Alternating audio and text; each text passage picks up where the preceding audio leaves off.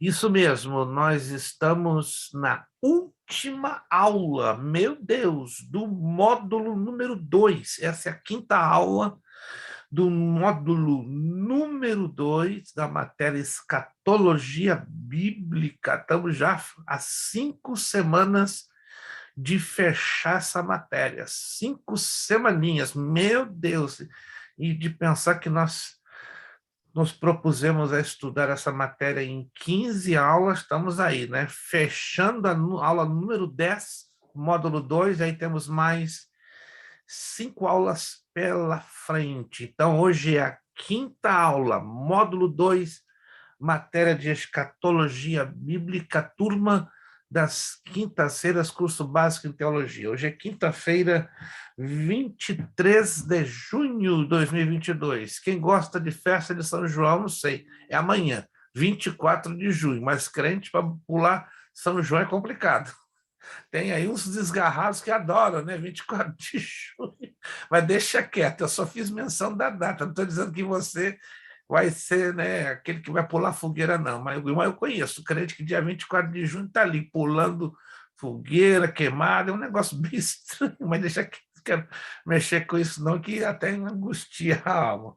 Mas amém, irmãos. Estamos aqui, graças a Deus, né, já fechando. É misericórdia mesmo, irmão. O negócio não é fácil, não. Tem crente aí que é igual camaleão, né? Vai de acordo com a onda. Mas amém, né? Mais importante que a gente sabe o que é pior e o que é melhor para as nossas vidas. Está chegando o irmão Fábio. Talvez ele esteja dirigindo. Me ouve, irmão Fábio? Vamos lá. Irmão Fábio está usando o telefone, então quer dizer que ele não está em casa. Ele está viajando, tem algum lugar. Irmão Fábio, alô? Alô, irmão Fábio. Irmão Fábio não me ouve, só está a telinha ali, o nome dele na telinha, mas de momento ele não está. Meus irmãos, página 30, página de número 30. Eu não me lembro, porque é muita coisa que está transitando ultimamente na minha mente, e infelizmente eu ando um pouquinho esquecido, porque eu, há uma semana, na sexta passada, eu tive 2 picos de pressão muito forte. Fui rapidamente para o hospital, mas está tudo bem. Mas parece que depois desses 2 picos de pressão que eu tive, que eu não sou hipertenso, me deu alguns pequenos lapsos de memória. Eu voltei a estar com o meu médico essa semana e me explicou que, dependendo da pessoa, alguns picos de pressão dá esse pequeno apagão. Então, não estou conseguindo me lembrar se eu já enviei para vocês o terceiro bloco de slides. Já enviei ou não? Um terceiro, porque são 1, 2 e 3. Cheguei a enviar um terceiro bloco de slides para vocês? Provavelmente não. Ok, então vou providenciar isso o mais rápido possível. Vai ser os slides que eu vou apresentar para vocês hoje. Tá? Então, eu só vou apresentá-los, mas vou fazer de tudo para amanhã já eu mandar de forma individual para os e-mails de vocês. Página de número 30. Quando se dará o arrebatamento? Página de número 30. Como nós já falamos, né, título de teoria, repito, é importante deixar isso bem claro.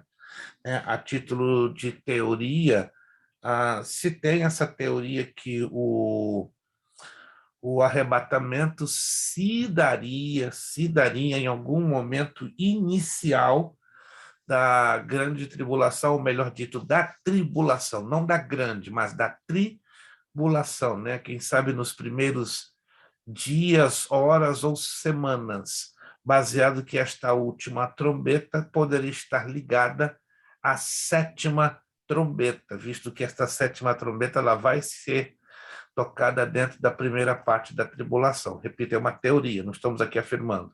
Mas, baseado nessa teoria, temos aí o texto de 1 de Coríntios 15, 51, 53. Eis que vos digo o mistério, nem todos dormiremos, mas todos seremos transformados. No momento, num abrir e fechar de olhos, ao som da última trombeta, porque a trombeta soará, e os mortos serão ressuscitados incorruptíveis. Esse incorruptível fala de um corpo glorificado, correto?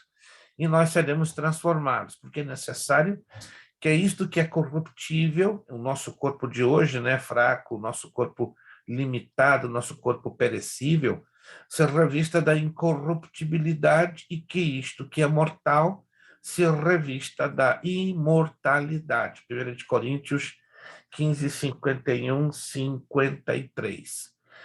Após a ressurreição dos mortos, então isso nós não temos dúvida, o arrebatamento ele só vai se dar primeiramente depois da ressurreição dos mortos em Cristo, não dos mortos ímpios. Os mortos ímpios ressuscitarão no final do milênio e no início do trono branco. Vamos dar uma pincelada hoje nesta temática. Diz assim o texto de 1 de Tessalonicenses 4, 16, 17. Porquanto o Senhor mesmo, dado a sua palavra de ordem, ouvida a voz de arcanjo, e ressoada a trombeta de Deus, de novo a questão da trombeta, ok? Descerá dos céus e os mortos em Cristo ressuscitarão primeiro. Depois nós, os vivos, os que ficarmos, seremos arrebatados juntamente com eles, entre as nuvens, para o encontro do Senhor nos ares, e assim estaremos para sempre com o Senhor. 1 de Tessalonicenses 4, 16 e 17. Aqui, creio que vocês se lembram, não se trata de uma teoria, né? Já fizemos essa pergunta várias vezes. Quem são os crentes que vão ouvir o soar desta trombeta, ou seja, a trombeta que anuncia a ressurreição dos mortos? Obviamente, né, os mortos em Cristo.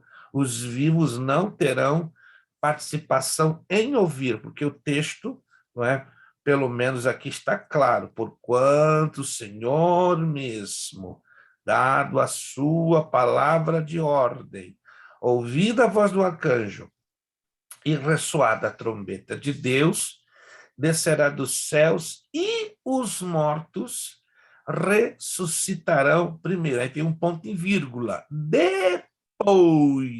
Isso quer dizer, está se referindo a duas situações separadas. A primeira situação envolve a ressurreição dos mortos justos. E a segunda situação envolve a nós, os vivos, os que ficarmos. Seremos arrebatados juntamente com eles para o encontro do Senhor nos ares, e assim estaremos para sempre com o Senhor.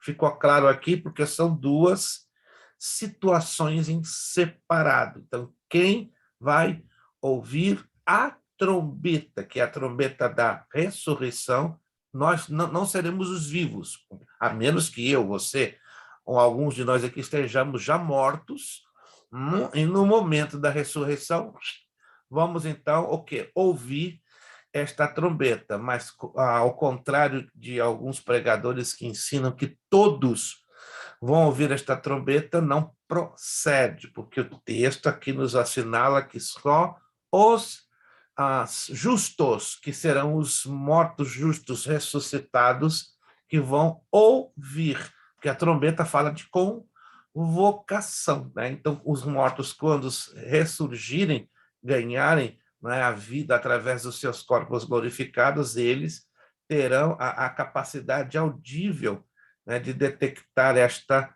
trombeta. Ao contrário, nós não vamos ouvir. Mas aí dizem, depois nós, os vivos. Então, para esses vivos não vão ter participação no ouvir a trombeta, senão apenas na transformação dos nossos corpos e, consequentemente, subindo na presença de Cristo com os demais ressuscitados. Ficou claro? Alguma dúvida nessa parte aqui? Tá bem definida as duas situações, sim ou não? Está bem definida? Isto. Qualquer dúvida, por favor, não vá para casa com esta dúvida, porque isso causa na cabeça de muita gente uma grande dificuldade. Vamos lá. Quando se dará o arrebatamento? Após a manifestação do anticristo. Aí batemos de novo na tecla, na teoria. Ora, quanto à vinda de nosso Senhor Jesus Cristo e a nossa reunião com Ele, essa nossa reunião, esse texto aqui explica, é o arrebatamento. Rogamo-vos, irmãos, que não vos movais facilmente do vosso modo de pensar, Nem vos perturbeis, quer por espírito, quer por palavra, quer por epístola, como viera de nós, como se o dia do Senhor já estivesse perto. Ninguém de modo vos engane, algum vos engane, porque isto não sucederá. Aqui está bem claro esse texto. Embora é uma teoria, mas uma teoria bem sustentável por este texto. Então, o arrebatamento não se dará, porque aqui está se referindo ao arrebatamento da igreja. Quanto à vinda de nosso Senhor Jesus Cristo e a nossa reunião com eles. Quantos estão entendendo essa parte do texto? Quantos estão entendendo? Isso aqui é importante que você entenda, que nós entendamos quanto à vinda de nosso Senhor Jesus Cristo e a nossa reunião com ele, que está se referindo ao arrebatamento. Aí está dando, então, os dois sinais que vão acompanhar o arrebatamento. Tá? Primeiro tem que vir a apostasia, porque isto não sucederá, ou seja, o arrebatamento não vai acontecer sem que primeiro aconteçam duas coisas. Primeiro, a apostasia, que é o desvio da fé, a bagunça que estamos vendo hoje em dezenas e dezenas e centenas de igrejas. E seja revelado o homem do pecado, o filho da perdição, aquele que se opõe e se levanta contra tudo que se chama Deus ou objeto de adoração, de sorte que se assenta no santuário de Deus, apresentando-se como Deus. Então, esse texto aqui é muito forte, muito mesmo.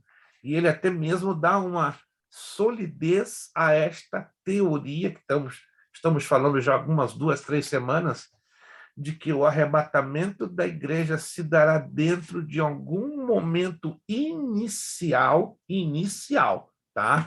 Da tribulação. Não que nós vamos de cabeça experimentar, mas este texto, lendo ele com muita atenção, levanta esta teoria que ela é bastante forte, que a igreja poderia presenciar o início da tribulação, poderia identificar já o anticristo, tá? E ver as primeiras catástrofes que se abateriam sobre a terra, porque o texto aqui nos deixa essa característica. Primeiro, apostasia, já estamos vivendo, e a tendência é piorar enormemente. E segundo, que se revele o homem do pecado, que é o próprio anticristo. Compreendido essa aqui? Até aqui está compreendido?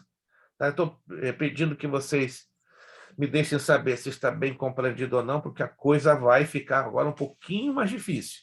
Tá? Aí vamos lá. Após a tribulação, logo depois da tribulação daqueles dias, essa expressão quer dizer, depois que estiver quase terminado o período dos 7 anos. O que vai acontecer no finalzinho? Escurecerá o sol e a lua não dará sua luz. As estrelas cairão do céu e os poderes do céu serão abalados. Então aparecerá no céu o sinal do Filho do Homem, e todas as tribos da terra se lamentarão e verão vir o Filho do Homem sobre as nuvens do céu, com poder e grande glória. E ele enviará os seus anjos com grande clangor de trombeta, que é outra trombeta. Vocês vejam que os eventos que envolvem a segunda vinda de Jesus, ela é marcada, né, por algumas trombetas. Aqui nós temos, vamos dizer assim, um terceiro conjunto de trombetas. Né? O primeiro conjunto de trombetas seriam as 7 trombetas que vão ser tocadas na primeira parte da tribulação. Depois vem a trombeta que vai marcar a ressurreição dos mortos, que supostamente poderia ser a 7ª.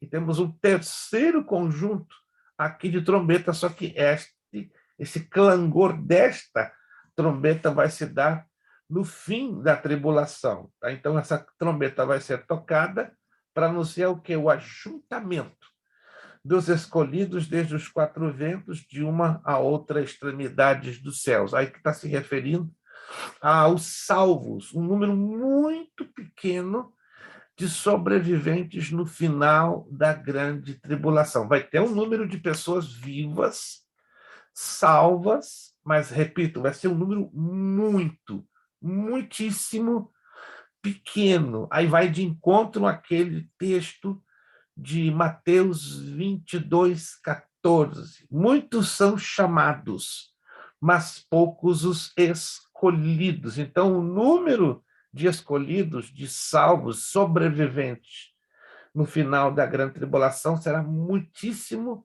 reduzido. Não temos exatamente a ideia do número, mas o texto grego deixa implicado que será um número muito pequeno.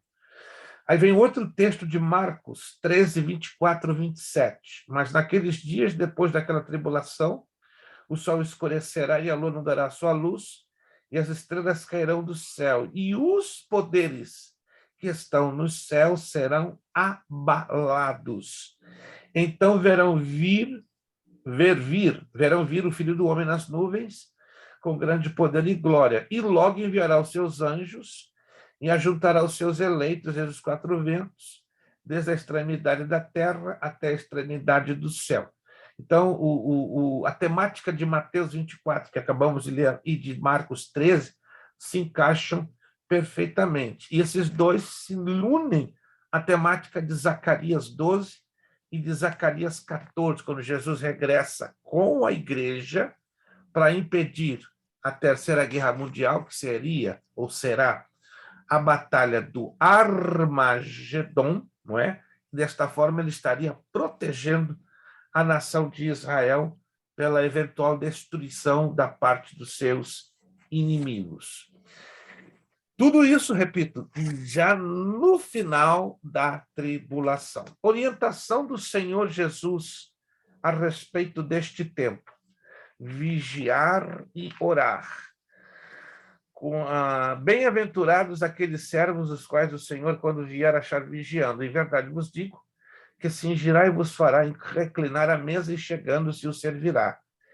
Quem quer que venha na segunda vigília, quer na terceira, bem-aventurados serão eles, se assim os acharem. Uma recomendação que Jesus dá, né, com respeito a este tempo, se referindo ao final da tribulação. Porque, repito, vai ter gente que vai sobreviver. Orai por vós mesmos, não aconteça que os vossos corações se carreguem de glutonaria, de embriaguez, dos cuidados dessa vida, e aquele dia vos sobreveio de improviso como um laço, porque há de vir sobre todos os que habitam na face da terra. Aqui não se aplica a nós, os salvos, porque já estaremos descendo dos céus depois das bodas do Cordeiro. Vigiai, pois, em todo o tempo, para que possais escapar a todas estas coisas que hão de acontecer, estar em pé na presença do Filho do Homem. Mateus 21, 13, eu não vou ler, mas aqui fala da parábola das 10 virgens, né? Manter-se cheio da unção. O que aprendemos da parábola das 10 virgens? Sentido de vigilância, sentido de preparação e sentido de consagração. Então, só a igreja que está vigiando, se consagrando, não é? E buscando a presença de Deus vai ser a igreja que vai realmente participar do arrebatamento. Virando a página, já na 31, aí explica, né, a parábola das 10 virgens, né, os elementos figurados. Lâmpada, azeite. A lâmpada representa a palavra de Deus, Salmo 119, verso 105. O azeite é para manter a lâmpada acesa, Êxodo 27, 20. O azeite representa a unção, ou mesmo a capacitação do Espírito Santo, 1 de Samuel 10, 1. E esta unção vem do Senhor, 1 de João 2, 20. Também 1 de Tessalonicenses 5, 19, nos orienta: não extingais o Espírito. Podemos extinguir, podemos eliminar o Espírito Santo de nosso meio. Muito bem.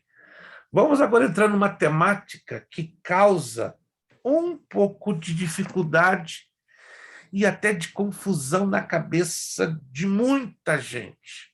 Quantos de vocês já ouviram alguma mensagem, alguma pregação, algum ensino sobre o tribunal de Cristo e as bodas do Cordeiro. Alguém já ouviu aqui alguma mensagem, algum ensino, ou na igreja, ou numa escola dominical, ou num seminário avulso? Quantos de vocês já ouviram sobre esta temática? Tribunal de Cristo e bodas do Cordeiro. Alguém já ouviu ou não?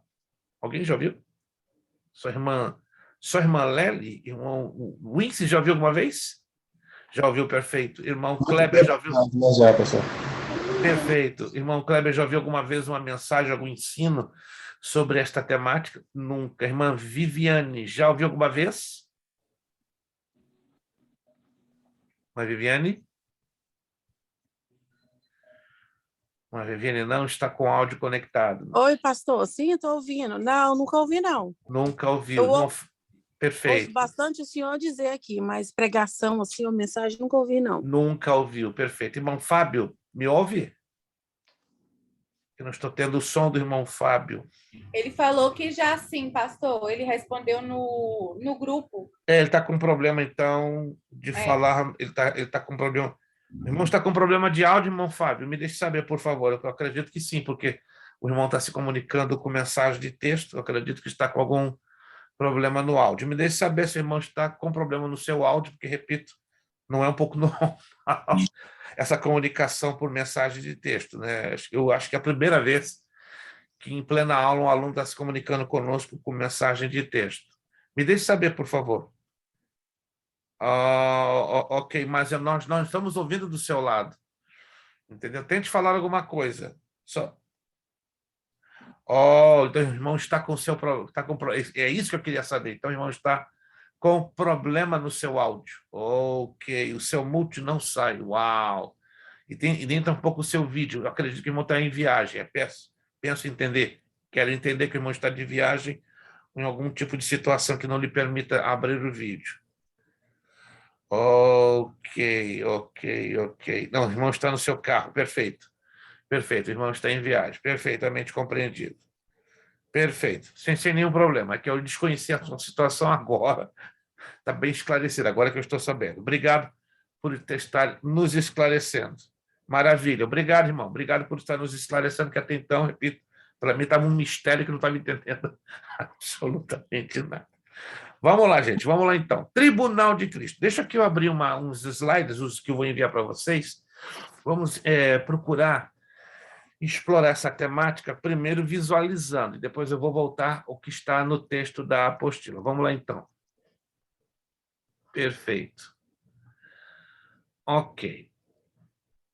Todos estão visualizando o slide, sim ou não? Todos estão visualizando o slide? Maravilha.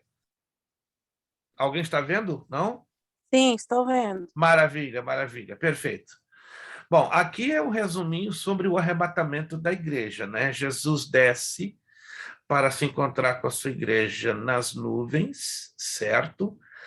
Aí a igreja vai se encontrar com Cristo, os mortos ressuscitando primeiro e os vivos subindo para se encontrar com ele nos ares, e aí nós temos, né, a igreja comparecendo ante o tribunal de Cristo. Depois do tribunal de Cristo, a igreja vai para as bodas do Cordeiro, e enquanto isso, na terra, se dá o início da grande tribulação. Irmã Kelly, fale, por favor. Pastor, aqui você fez uma imagenzinha aqui do vivo, né? E o espírito, tipo, meio que saindo do corpo dele. O nosso corpo vai subir junto ou é só nosso espírito? O nosso corpo glorificado. Deixa eu explicar essa imagem aqui. Aqui se trata das sepulturas, né, que supostamente estarão os restos mortais dos justos, né? É óbvio que não apenas nos cemitérios, mas em cada parte do planeta Terra, no fundo do mar, em alguma montanha, aonde jaz restos mortais de um justo salvo, o poder do Espírito Santo vai descer, né, sobre estes restos mortais, que eu costumo dizer, o Espírito Santo vai trabalhar com DNA, com DNA daquela pessoa que estiver numa sepultura, os seus restos mortais estiver espalhados em algum lugar, como é muito normal, né, as pessoas executarem a cremação e jogarem as cinzas no mar, nos rios. Na nossa cabeça não faz sentido, mas no poder de Deus tudo é absolutamente possível. Então, o Espírito Santo vai recolher o DNA, né, o DNA lá de onde quer que esteja um justo e vai fazer descer numa fração de milionésimos de segundo o espírito dos justos, está lá no paraíso, ó, do terceiro céu. Então vai ser uma altíssima velocidade. Vai descer o espírito dos justos para se encontrar com o DNA dos restos mortais, e aí entra o quê? A transformação do corpo glorificado. E aí sobe para se encontrar com Cristo. Nós, eu não sei se vocês já viram aquela série Deixados para Trás, Left Behind. Alguém já assistiu alguma daquelas séries? Left Behind é muito interessante. Se você se lembra, quando o camarada, né, as pessoas eram arrebatadas, o que mais chamava atenção no momento do arrebatamento não é apenas o desaparecimento. Tem um detalhezinho que o filme, quem assistiu, né? Se você não assistiu, não vai se lembrar, obviamente. Mas você que assistiu, tem um detalhezinho que é muito chamativo, é chamativo demais. Mas quando a pessoa desaparece, está, né? Ali, né? O casal, pai e mãe com criança, aí, de repente, um deles, ou os dois, ou três, some. Mas aí fica uma característica que muito nos chama a atenção. Alguém se lembra? É um detalhezinho muito interessante, chama demais a atenção. A menos que você não tenha que assistir o filme, não tenha prestado atenção no detalhe. Qual é esse detalhe que eu estou me referindo? Qualquer um pode abrir o áudio e me explicar. Se você assistiu o filme, se você não assistiu, não vai se lembrar do detalhe. Não estão se lembrando ou não observaram esse detalhe. Esse detalhe é muito chamativo. As roupas ficam estendidas no chão. Ninguém percebeu esse detalhe? As roupas ficam no chão. As roupas não desaparecem, só desaparece o corpo da pessoa. Alô? Só desaparece o corpo, a roupa fica. Baseado no texto grego que menciona o arrebatamento da igreja, provavelmente aconteceria algo parecido. Entendeu? O corpo físico que hoje temos, ele sai fora, certo? Dando lugar ao corpo glorificado, mas a roupa que hoje nós usamos supostamente ficaria. Supostamente, nós estamos afirmando, porque a Bíblia não trabalha com detalhes bem diretos sobre essa parte, mas deixa algo subentendido pelas expressões no texto grego. O arrebatamento da igreja, olha que interessante, né? O arrebatamento da igreja. A palavra arrebatamento provém de um termo grego, harpazo, que significa tomar ou arrancar por força. A segunda vinda de Jesus se dará em duas fases. A primeira, que aparece a palavra grega epifaneia, que quer dizer aparição. E essa palavra grega surge do texto de 2 de Tessalonicenses 2,8, 1 de Timóteo 6,14, 2 de Timóteo 4,8, Tito 2,13. Ela será invisível ao mundo para o arrebatamento da igreja, ou seja, o arrebatamento vai se dar nos ares. 1 de Tessalonicenses 4,17. Importante lembrar que Jesus não toca a terra nesta fase. A segunda parte da vinda de Jesus, ou a segunda fase, é manifesta através da palavra apocalipsis ou parousia, que traduzida é revelação. 1 de Coríntios 1,7, 1 de Pedro 1,7,3 e 2 de Tessalonicenses 2,1,2. Visível ao mundo, trata-se da manifestação física e pessoal de Jesus ao planeta. Nesta fase, todo olho verá, Apocalipse 1,7, tocando terra no Monte das Oliveiras, Zacarias 14, 4 a 10. E isto acontecerá no final da grande tribulação, né? Ou seja, na primeira etapa, na primeira fase, Jesus vem para a igreja. Na segunda etapa, Jesus vem com a igreja. Ok, vamos avançar. Aqui temos Tribunal de Cristo. O que é o Tribunal de Cristo? O crente será julgado como servo pelo seu serviço prestado ao Senhor. Esse julgamento acontecerá no céu, segundo os textos de 2 de Coríntios 5:10, Romanos 14:12, 1 de Coríntios 3:13 a 15, 2 de Timóteo 4:8, 1 de Coríntios 4:5, Apocalipse 22:12. Esse julgamento mostrará como administramos nossos bens, nossa vida, dons, dádivas, energias, dotes, talentos, enfim, tudo o que de Deus recebemos. Vamos então para a apostila? Vamos lá para a apostila para a gente então ampliar um pouquinho essa definição. Aí temos alguns textos que decidimos colocá-lo na íntegra, para nós termos então a noção mais clara. 2 de Coríntios, capítulo 5, do 1 ao 10.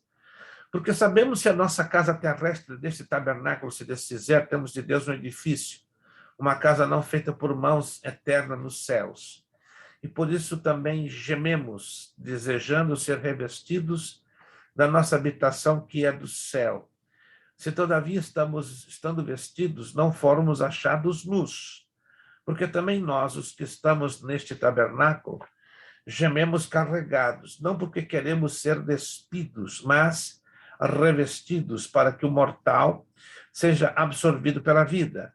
Ora, quem para isso mesmo nos preparou foi Deus, o qual nos deu também o penhor do Espírito, pelo que estamos sempre de bom ânimo, sabendo que enquanto estamos no corpo, estamos ausentes do Senhor. Verso 7. Porque andamos por fé e não por vista, mas temos confiança e desejamos antes deixar este corpo para habitar com o Senhor. 9. Pelo que muito desejamos também ser-lhe agradáveis, quer presentes, quer ausentes. 10. Porque todos devemos comparecer ante o tribunal de Cristo, para que cada um receba segundo o que tiver feito por meio do corpo, bem ou mal. Apocalipse 19:9 nos diz: E disse-me, escreve, bem-aventurados aqueles que são chamados à ceia das bodas do Cordeiro. E disse-me, estas são as verdadeiras palavras de Deus. Mateus 25:10. E tendo elas ido comprá-lo, chegou o esposo, e as que estavam preparadas entraram com ele para as bodas, e fechou-se a porta.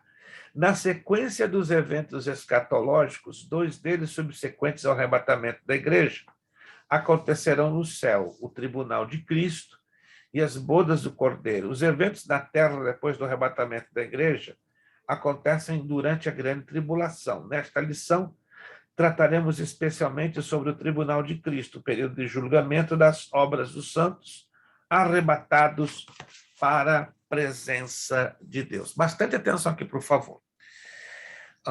O tempo, não sei se vocês já estudaram isso, lá no livro de Gênesis. O tempo foi criado para o homem, o tempo chamado Cronos.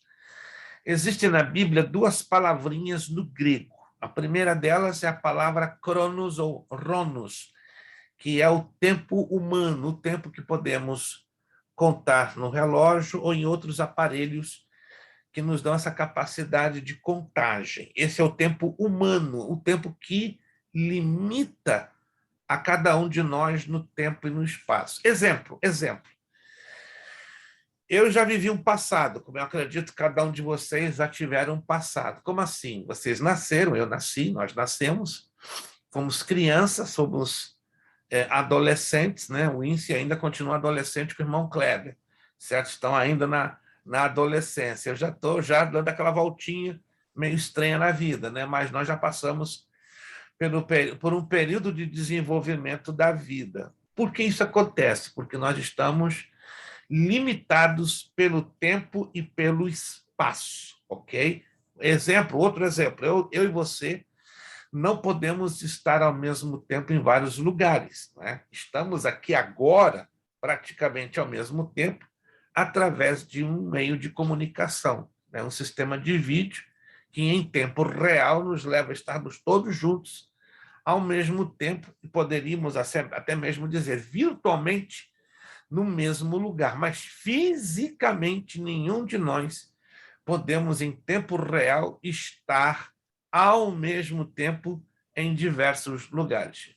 Concordamos com isso? É impossível estarmos fisicamente ao mesmo tempo em diversos lugares. Por exemplo, eu não posso agora nesse exato momento, está aqui no meu escritório e está ao lado do Wince. Não tem como, né? Primeiro, porque existe uma distância geográfica.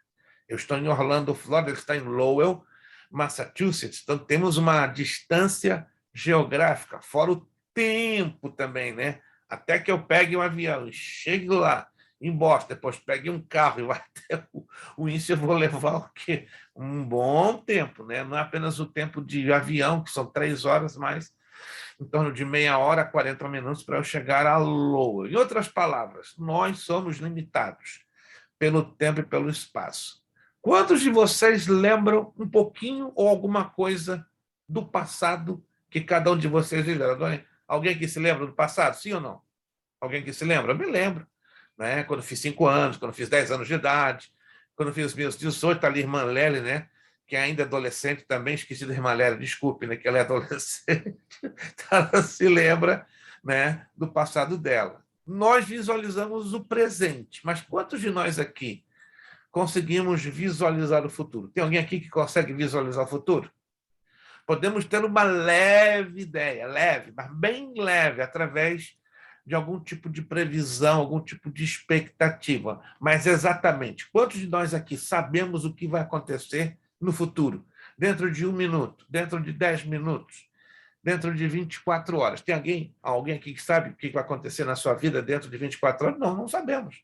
Eu posso estar aqui hoje, amanhã, Jesus sabe, posso ir para a eternidade, aí complica a situação de vocês, né? E da minha família. Não a minha, né? Se eu hoje for para a eternidade, eu estou no lucro. Mas se eu for, arrebenta com a minha família e um pouquinho com vocês. Eu falei, Jesus, tem misericórdia, então me ajuda. Segura um pouco, porque aonde eu quero chegar, irmãos? Temos uma ideia do passado. Muito mal temos um controle do nosso presente e não temos nenhuma ideia do futuro, ou muito menos o controle do futuro. Isso é o tempo que nos restringe, que nos limita no espaço físico e no espaço temporal. Ok. Deus está dentro da mesma linha de tempo que nós nos encontramos? Sim e não. Sim, porque ele é onipresente. Não, porque ele não depende da existência dele para estar dentro do nosso tempo. Aonde Deus está? Na eternidade, no céu. Oh, aí que eu chego. No céu não tem a contagem exata do tempo como contamos aqui. Ou vocês pensam que no céu se conta 24 horas, 7 dias, 30 dias, 365 dias? Não, não, não, não, não, não. O céu tem um outro calendário. Para Deus, 1000 anos é como um dia, e um dia como 1000 anos, diz a segunda carta de Pedro. Alguém já leu esse texto? Que para Deus, um ano é como 1000 dias, e 1000 dias é como um ano. Então, Deus está num tempo, que a palavra grega kairos explica, que é o tempo da eternidade. Para Deus é o seguinte, eu estou aqui dentro do meu escritório, eu olho para baixo, eu vejo aqui uma mesa, tem uma mesa aqui na minha frente, então eu estou visualizando a mesa. Vamos imaginar que essa mesa seja o presente, ok? Eu olho aqui para o meu lado direito, tem uma porta que sai para o corredor que cai na minha sala. Vamos dizer que esta porta que eu estou olhando aqui para a minha direita seja a eternidade no futuro. E aqui à minha esquerda, eu olhando, tem uma janela aqui, vocês não veem, mas tem uma janela aqui desse lado, que dá para o lado de fora o passado. Então, para Deus, a eternidade é como se fosse escritório, uma mesma linha de tempo. Ele vê o presente, o passado e o futuro de toda a história. Mas eu e você estamos limitados dentro de um quadradinho chamado tempo. Irmã Kelly. Pastor, igual quando Deus falou para Adão para ele não comer da maçã, do fruto proibido, que certamente ele morreria, né? Exatamente. Como Deus falou que um dia é como 1000 anos, e 1000 anos é como um dia. Então, quer dizer que para Deus, Adão morreu no mesmo dia, porque não completou os 1000 anos, ele viveu 960 ou 70 e algumas coisas. 930 anos foi o tempo de vida de Adão. Ok. Meio que ele morreu para Deus no mesmo dia, tipo no fim de tarde, um exemplo? Porque eu vou repetir, né? Isso que a irmã está falando tem total coerência. Os anos que estão na Bíblia são o registro do tempo humano e não do tempo divino. Então, na perspectiva divina, faz totalmente sentido isso que a irmã está falando, completamente sentido. Mas lembre-se que a Bíblia foi escrita para nós, seres humanos, e com uma linguagem humana. Imagina se Deus escrevesse a Bíblia com uma linguagem 100% divina. Nós não iríamos entender absolutamente nada, nada de nada. Mas, olhando por essa sua perspectiva, corretíssimo, né? Então, para Deus, a morte de Adão se deu naquela mesma tarde, porque Deus não está limitado à linha do tempo humano, mas... Ele quase durou 1000 anos, né? Quase que ele foi 1000 anos. Faltou pouco, né? Quem chegou mais pertinho foi Matusalém, né? Se você se lembra, Matusalém chegou a 969 anos, né? Faltou só 31 anos para Matusalém bater 1000. Bater 1000, né? Adão faltaram 70 anos para bater 1000, né? Agora, e você fica tranquilo, vamos bater 1000 fácil, ou passar de 1000. Só que isso vai ser muito diferente. Imagine o índice com 1000 anos. Jesus, vai ser lindo, olha lá. Vai ser igualzinho que ele é hoje. Alguém me perguntou, pastor, como é que eu serei quando eu alcançar mais de 1000 anos? Igualzinho. Alguém me perguntou, como é que será o corpo glorificado? A Bíblia não entra em detalhes, mas a Bíblia deixa subentendido que vai ser um corpo bonito, mais bonito que você é. Se você não é bonito, você vai ser bonito no mundo. Vai ser um corpo glorificado que vai emitir a luz da glória de Deus. Não vai ter sangue. A Bíblia diz que carne e sangue não herdarão o reino de Deus. Isso quer dizer que este corpo que hoje ele é alimentado por sangue, na verdade, e o sangue carrega o oxigênio para dar vida às células, o nosso corpo glorificado não terá necessidade de sangue. É a própria glória de Deus que vai alimentar o nosso corpo. Consequentemente, não teremos necessidade para viver, para comer. Já pensou? Hoje, nós praticamente comemos para viver, não vivemos para comer. Comemos para viver, mas com o corpo glorificado não teremos necessidade. Comeremos, olha que interessante, gente, nós vamos comer se quisermos.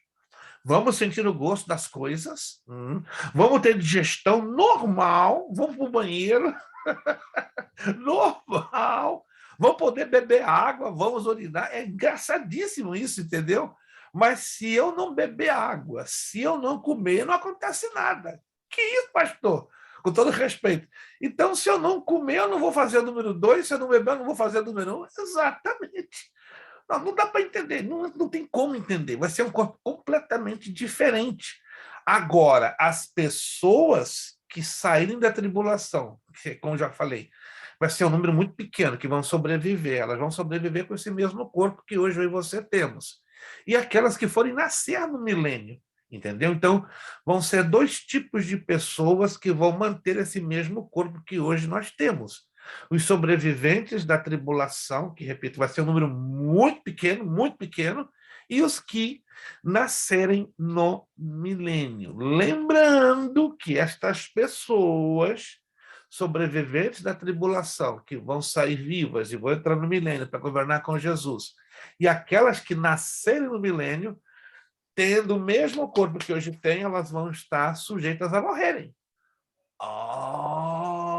Vão viver muito, mas estarão sujeitas a morrer.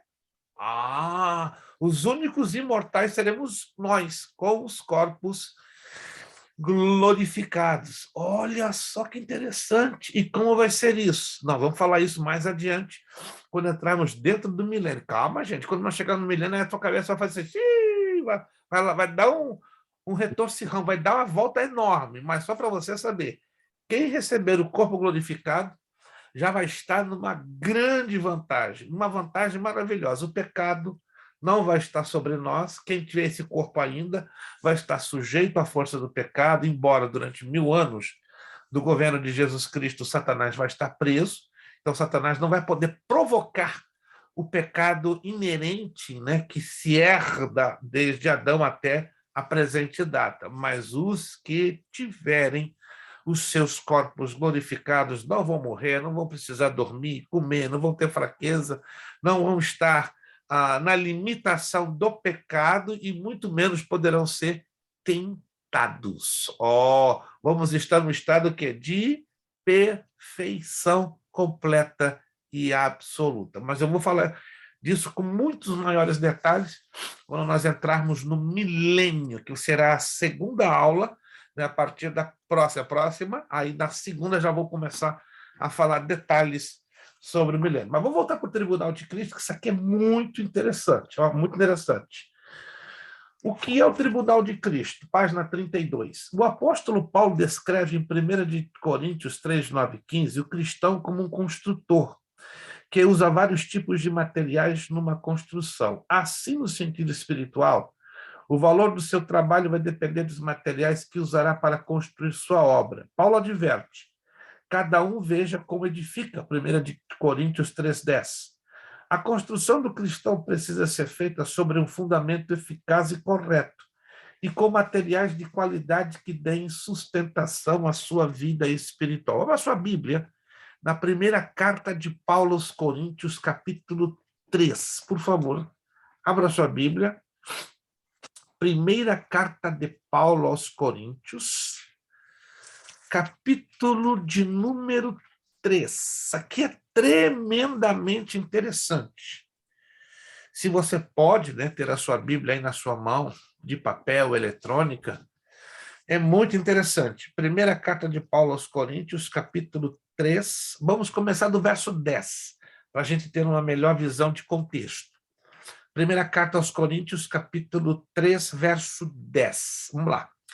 Segundo a graça de Deus que me foi dada, lancei o fundamento como prudente construtor, e outro edifica sobre ele, porém cada um veja como edifica. Muita atenção aqui, por favor, verso 11. Porque ninguém pode lançar outro fundamento além do que foi posto, qual é? Jesus Cristo. Então, o fundamento único, o fundamento da verdade, o fundamento da santidade, o fundamento da fidelidade está na pessoa de Jesus Cristo, tá bom? Fique bem claro isso.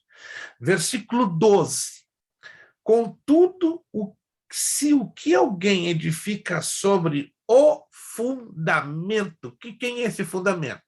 Jesus Cristo, tá? Não esquece disso, Jesus Cristo. Aí vai fazer aqui a descrição de alguns materiais. Muita atenção, ó.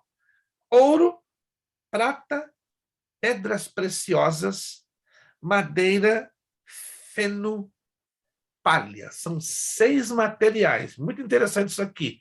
Vamos entender o que isto significa. Por que Paulo faz a menção de 6 materiais? O que isso tem a ver com o Tribunal de Cristo? Vamos lá. Verso 13. Manifesta se tornará obra de cada um, pois o dia demonstrará, porque está sendo revelada pelo fogo, e qual seja a obra de cada um, o próprio fogo provará. Verso 14. Se permanecer a obra de alguém que sobre o fundamento edificou, esse receberá galardão. E se a obra de alguém se queimar, sofrerá ele dano. Mas esse mesmo será salvo, todavia, como através do fogo. Vamos entender aqui alguns princípios muito importantes. Número 1. O Tribunal de Cristo só participarão os salvos. Repito uma vez mais. O Tribunal de Cristo só será para os salvos. Mas quem são estes salvos? Os salvos, os justos ressuscitados e os vivos ressuscitados, os quais juntos serão arrebatados. Qual é a finalidade do Tribunal de Cristo? Distribuição de recompensas, distribuição de galardões. Esse tribunal não tem efeito condenatório, não. Quem vai participar do Tribunal de Cristo é para ser recompensado, reconhecido pelo que fez em prol da obra do Senhor. Porque quando nós servimos ao Senhor, fazemos a sua vontade, agradamos a Ele, batalhamos para agradar é para Ele. A carta de Paulo aos Romanos, no capítulo 11, se você quiser ler comigo, isso aqui é muito interessante. Capítulo 11 da carta de Paulo aos Romanos. Capítulo 11, carta de Paulo aos Romanos, versículo 36, que diz: porque dele e por meio dele e para ele são todas as coisas. A ele, pois, a glória eternamente. Amém. O que isto quer dizer? Que tudo que fazemos nesta vida deveria ser para a glória de Deus. Paulo, em uma outra carta, diz: quer vivamos, quer morramos, quer bebamos, quer comamos, façamos tudo para a glória de Deus. E fazer para quem? Para Jesus Cristo. Então, se eu estou servindo a Deus acima de tudo, eu tenho que ter a Cristo como o quê? Como o centro, como a meta, como o objeto. Ei, eu e você não estamos em uma igreja para agradar o coração dos pastores. Preste bastante atenção. Devemos prestar respeito aos nossos pastores? Claro, é bíblico, é fonte de sermos abençoados. Então, temos que respeitar os nossos pastores, orar por eles, honrá-los, apoiá-los, até o momento que eles estejam sendo fiéis à palavra. Se eles estão caminhando na presença do Senhor, seguindo a palavra, sendo fiéis à palavra, amém, amém, amém. No momento que eles começam a apostatarem-se da fé, saírem dos caminhos do Senhor, aí a Bíblia deixa bem clara, eu e você não temos obrigação nenhuma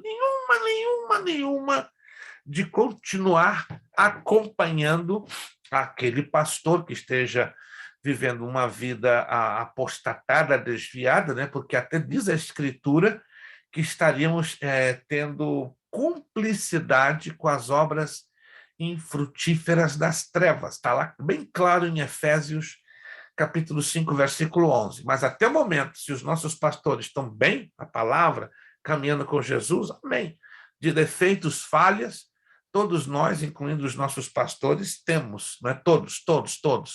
Mas uma coisa é ter falhas e outra coisa é viver uma vida de heresia, uma vida de apostasia, uma vida de desvio dos princípios da palavra de Deus. Mas quando eu e você estamos na igreja fazendo alguma coisinha para glorificar o nome do Senhor, nós não fazemos isso para agradar o pastor. Não vou deixar meu pastor com um sorriso de orelha a orelha, né? Até ele pode ficar feliz, mas nós não temos que esperar o reconhecimento dele, mas sim o reconhecimento da parte do Senhor, nosso Deus. Quantos estão me entendendo? Quantos estão me entendendo? Não devemos, repito, nunca faltar com carinho, com respeito, com apreço, com a obediência aos nossos pastores, desde o momento que eles estejam seguindo a Cristo de verdade e seguindo a palavra de Deus. Muito bem. Então, nós seremos recompensados não por aquilo que fizemos aos nossos pastores, mas por aquilo que nós fizemos para Cristo. Essa é a razão do tribunal de Cristo, né? E outra coisa, esse tribunal, como já falei, não é para condenar ninguém. Outra coisa importante, a fé é a razão da nossa salvação. Nós somos salvos através de dois elementos. Quais são os dois elementos que patrocinam a nossa salvação? Graça e fé. Graça, dom imerecido. Não tínhamos esse favor da parte de Deus, não tínhamos essa capacidade de amar a Cristo e muito menos a sua palavra. Aí ele nos deu da sua graça, que é uma capacitação sobrenatural para amar a Deus e amar a sua palavra. E essa graça foi gerada em nós o quê? Fé. Mas essa fé ela vem exatamente da onde? Do ouvir a palavra de Deus. Romanos 10, 17. A fé vem pelo ouvir, e o ouvir vem pela palavra de Deus. Aí, em função disso, fomos salvos. Agora, obras salvam alguém, segundo a Bíblia, sim ou não? Obras, salva. É motivo da nossa salvação? Nunca. Obras não são base para a nossa salvação, mas anote. Obras são consequência da nossa fé em atividade. Se a minha fé está trabalhando, se a minha fé está funcionando, então eu vou ter obras. Então, um cristão que não tem obras tem um problema com a sua fé. Não é com a sua salvação. Ainda que a fé está ligada à salvação, entendem? Mas as obras não têm nada a ver com a nossa salvação. O que tem a ver é a nossa fé. A nossa fé, ela está ligada diretamente com a nossa salvação e impulsionada pela graça de Deus. Mas vamos lá. Se a nossa salvação não depende das obras, mas devemos ter as obras, porque Tiago mesmo disse que a fé sem obras ela é o quê? Ela é o quê? Me deu um branco, gente. Me ajuda aqui. Morta. Então, a fé sem obras é morta. Então, teologicamente, o que são as obras? Resultado da nossa conversão. Um cristão convertido é um cristão que tem obras. Se você vê um cristão sem obras, pode questionar. Tem um probleminha na conversão dele. O negócio não está legal, o negócio não está andando bem. Mas vamos ser recompensados pelo esforço que fizemos a Cristo Jesus. Primeira carta de Paulo aos Coríntios, capítulo 15. Vamos lá? Primeira carta de Paulo aos Coríntios, capítulo 15. Alguns desses textos que eu estou mencionando estão na apostila, outros não. 1 de Coríntios 15, 58. Vamos lá. O que diz esse texto lá em 1 de Coríntios 15, 58? Eu estou usando hoje a tradução da Bíblia Almeida Revista Atualizada. Almeida Revista Atualizada. E o que diz essa tradução? Portanto, meus amados irmãos, sede firmes, inabaláveis e sempre abundantes na obra do Senhor, sabendo que no Senhor o vosso trabalho não é em vão. Olha que interessante, né? Portanto, meus amados irmãos, sede firmes. Tem uma outra tradução que diz sede constantes e sempre abundantes na obra do Senhor, sabendo que no Senhor o vosso trabalho não é em vão. Então, nós estamos fazendo para o Senhor.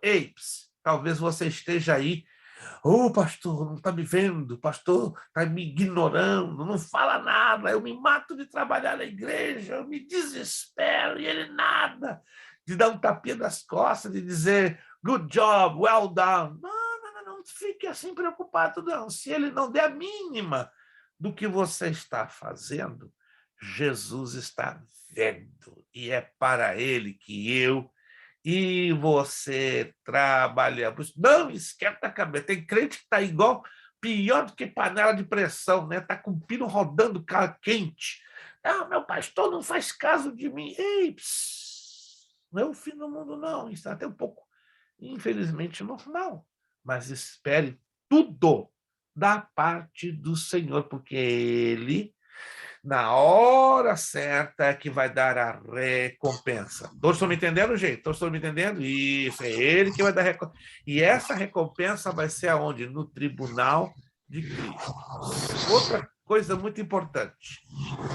No tribunal de Cristo só vão chegar lá os salvos, mas independente das obras. Não é a obra que vai nos levar para cima. Vai ser graça e fé. Mas lá em cima, as obras vão ser o quê? O avaliador da nossa motivação em tê-lo servido aqui na Terra. Um aluno disse, pastor, então Jesus vai envergonhar os crentes? Não se trata de envergonhar. Alguns pensam que vão chegar lá em cima, escute essa, baseado no que fizeram. Né? Eu fiz, eu aconteci, montei igreja, investi dinheiro, dizimei, me estrebuchei por aquela igreja, nunca fui reconhecido, e você chega no céu pelo que você fez, pelo que Jesus fez na cruz do Calvário. E olha a surpresa que nós vamos falar daqui a pouco. E alguns vão ter a tremenda de uma surpresa, qual não vão receber absolutamente nada. Então perderam a salvação? Não, vou repetir uma vez. Os galardões não têm nada a ver com salvação. Os galardões, sim. Há uma teoria que eles sejam o avaliador ou peso forte para determinar qual será a minha e a sua função no governo de 1000 anos do Senhor Jesus Cristo. Vamos lá, o Wince tem uma questão, nossa irmã Lely, e eu também acredito, irmão Kleber. Vamos lá, Wince. Pastor, isso é interessante porque, por falta de conhecimento, por conhecer a palavra, a maioria das pessoas acham que a obra é o que leva para o céu. Por exemplo, muitas religiões trabalham em cima disso aí. Os católicos, por exemplo, outras seitas e tal, eles vão nessa fragilidade de querer fazer obras dizendo que você será salvo por elas. E hoje isso aí está pegando muita gente dentro da igreja que não lê a Bíblia. Tem gente que está deixando de viver uma vida de santidade, priorizando a Deus e achando que fazer doação, dar dízimo e oferta é o suficiente para o céu. Isso aí é seríssimo. É grave. Isso é uma influência pagã que tem se infiltrado na igreja cristã, não em todas, obviamente, né? Mas vamos dizer que mais de 70% das nossas igrejas evangélicas estão com essa contaminação gravíssima. Mais ainda porque alguns pastores não motivam a igreja a estudar, a ler a palavra de Deus, aí eles vão dentro do mesmo pensamento paganista, né? O pagão, né? Como os católicos, os budistas, os espíritas, são tremendos. Não sei se vocês já tiveram contato com espírita no Brasil e aqui, mas pensa num povo que luta para fazer obra, e eles fazem bonito, gente. Irmãos, o espírita para fazer caridade, ação social, coloca a minha, você, olha, no bolso, pensa num povo. Mas sabe por que eles fazem a coisa bonita? A coisa bem feita? Que a Allan Kardec deixou bem claro, né? Quanto mais obras você vai fazer, você vai ser purificado para entrar no céu. Olha que doideira, né? E tem crente com a mesma visão, mesma cabecinha, mesmo pensamento. Não, eu vou jejuar, eu vou orar 48 horas por semana sem parar, vou dar $3.000 de dízimo nessa semana, mais 2.000 de oferta alçada, mais 700 de primícia. Espera aí, ele está comprando a salvação. Isso aí é pesado, isso é perigoso. Isso é apostasia, isso é heresia, isso é neutralizar, anular o preço que Jesus pagou na cruz do Calvário com o derramamento do seu sangue. Isso é pesado, gente, mas acredite se quiser, 70%. Você pode não acreditar, 70% das igrejas evangélicas brasileiras no mundo e na América estão com esse caminho. Por exemplo, eu não estou aqui falando mal de nenhuma igreja, pelo amor de Deus. Mas eu visitei, nesses meses que eu já cheguei aqui em Orlando, né, só em 4 meses eu visitei 11 igrejas brasileiras. E eu não me senti à vontade. E eu, sabe, não estou buscando igreja perfeita. Sabe por quê? Eu não entrei em nenhuma igreja brasileira para ficar como membro. 80% delas ensinam isso. E é assustador. E é assustador. Eu me senti tão desconfortável. Falei com minha esposa, vamos buscar uma igreja americana. Não estou buscando igreja perfeita. Aí então entramos numa americana enorme, mas que a gente está se sentindo bem. Mas aqui eu fiquei muito assustado. Já tinham me dito em Massachusetts que as igrejas brasileiras aqui em Orlando, infelizmente, saíram do eixo, ou seja, se ensina pouco ou nada da palavra de Deus aqui. É assustador isso, irmãos. Aqui temos igrejas grandes, eu não vou dizer nomes por questão de ética e respeito, igrejas de 1.000, 1.500, 2.000 membros, igrejas de brasileiros. Mas na hora do estudo da palavra, 4 zeros à esquerda. E aí cai em qualquer armadilha que esteja se pregando. Enfim, o negócio é muito complicado, confuso demais. Irmã Kelly. Era mais isso aí que ele falou, o irmão falou, é porque, assim, tem muitas pessoas querendo agradar o homem, o pastor. Na verdade, está querendo aparecer, né, pastor? Yeah. Querendo receber uma recompensa, um cargo na igreja. Às vezes, assim, tem pessoas que às vezes estão na igreja por muitos anos ali, vai subindo degrau por degrau, e tem pessoas que chegam na igreja ontem e já quer sentar na janela, já quer ser reconhecido por causa de uma obra que faz ali e tal. Então, eu creio que não está fazendo para Deus, mas sim para poder chamar a atenção do homem, né? Não Exatissimamente. é, aí não está servindo o Senhor em espírito e em verdade, né? 100% correto. Assim, e também tem umas tal das pregação dessa tal da figueira que não dá fruto, que eu vou te contar, viu? Que eu vou te falar, viu? Que isso aí, tipo, que meio que faz uma pressão, assim, na gente, uma pressão psicológica, sabe? Da figueira que Jesus amaldiçoou, da figueira que não deu fruto, que meio que a gente é a figueira e que a gente não está trabalhando para a obra e que a gente não está fazendo, porque eu penso que fazer a obra do Senhor não é só estar ali dentro da igreja, fazendo ali dentro da igreja. Exatamente. Porque as pessoas estão acomodadas dentro da igreja e não estão fazendo o que tem que fazer, que é ir atrás das almas, estão correndo atrás A senhora falou agora tudo. título. É título, quer chegar a ser título, quer ser alguma coisa dentro da igreja, quer ser melhor do que as pessoas. Se o outro ali é batizado com o Espírito Santo, já tem inveja. Eu, para falar a verdade, eu vou ser bem clara, eu tenho medo de dar um testemunho. Eu não dou, e a gente tem que dar um testemunho para edificar a fé. Sem Só dúvida. que hoje você dá um testemunho, não está edificando a fé, mas você está atraindo inveja para a sua vida. Está muito sério isso. Entendeu? Muito tá grave sério a coisa. isso dentro da igreja, muito sério. Aonde que você deveria sentir ali um seguro ali dentro da igreja, não, você bebe assim com medo, você não pode nem abrir a boca.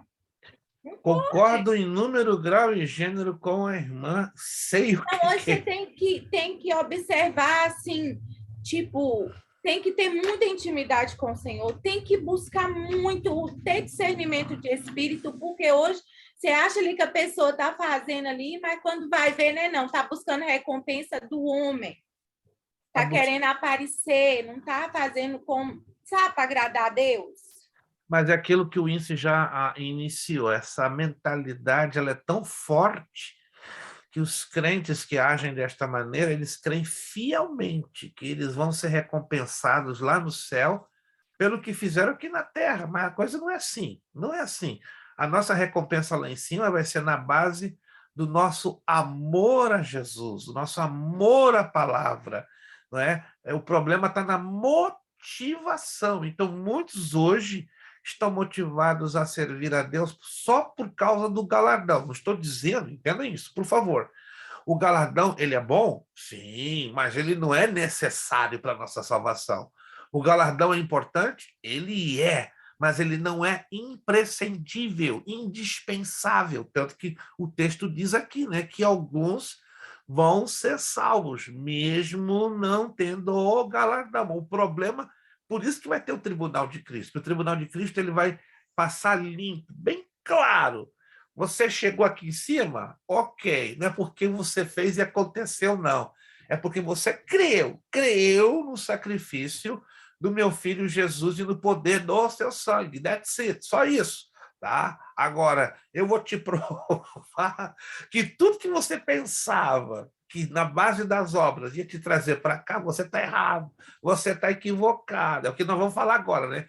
Por isso que o Tribunal de Cristo vai gerar um choque na cabeça de milhões de crentes quando chegarem lá em cima. Chegou lá em cima por quê? Chegou por causa da graça, da fé em Cristo Jesus. Aí o próprio Cristo vai provar, você se enganou redondo.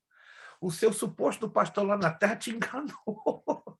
Que você fez e aconteceu pensando que iria receber aqui, baseado no que você fez e aconteceu na terra. Erradinho! Você chegou aqui, ó, pela minha graça, pela minha misericórdia e por fé. Agora você vai sair na pior, ou seja, o fogo vai provar Essa figueira aí tá sério, viu? Essa figueira aí que Jesus amaldiçoou, que não deu fruto. Tá sério essa figueira. Mas o problema, irmã Kelly, aí é a má aplicação do Ai, texto. Se a gente lê com atenção, eu vou resumir em 5 minutinhos, se a senhora me permitir, os alunos me permitirem. A parábola da figueira estéril, porque tem 2 textos que se confundem. O primeiro texto é quando Jesus saía com os discípulos, passava por uma localidade, aí Jesus estava com fome.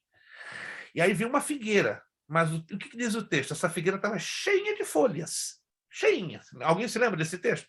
Cheia de folhas, mas não tinha fruto. E Jesus estava com fome. Procurou. Aí Jesus, indignado, não, nunca mais faça de ti fruto. Aí foi embora. Passou um tempo, volta Jesus pelo mesmo caminho com os discípulos e passa ao lado da mesma figueira. Aí um dos discípulos, Senhor, olha só, a figueira a qual amaldiçoaste se secou. Esse é um assunto, esse é um fato. Este foi um acontecimento. Agora tem a parábola da figueira estéril, que é outro assunto completamente diferente. Um foi um acontecimento, ok? E o outro foi uma parábola.